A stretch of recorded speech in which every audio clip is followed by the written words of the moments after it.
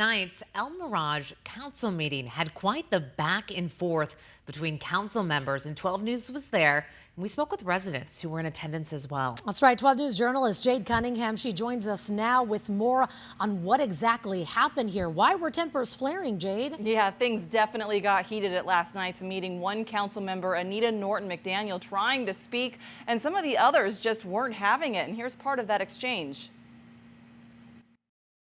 I am not out of order. If you don't like what I'm saying, you don't have to listen. I am speaking why You're I'm just item on the and you know table what? here.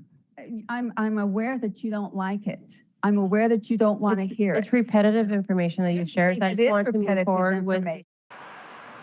Well, a lot to unpack here. This was conversation before the city council voted to approve a $1.8 million purchase of land. Now, there's nothing set in stone yet as to what will be built on it, but some residents are wondering if it will be used for projects the council has been recently discussing. This includes the expansion of City Hall and the police department and building a new city courthouse and fire station. Last year, the city asked if they could take out a $41.5 million bond for those projects and raise property taxes, and 81% of voters said no. And it sounds like there's opposition because many residents feel it's fiscally irresponsible and a waste of tax dollars. But still, the city has decided to move forward with those projects, and in addition to last night's vote, residents say they are appalled and extremely frustrated. One man talking to us about the bond that was overwhelmingly denied by voters. My cause for concern is that Councilmember Dorsey made a comment that only 20% of the city of El Mirage voted. So essentially, the vote doesn't matter that we didn't want the bond. I mean, that's the most disgusting thing I've ever heard.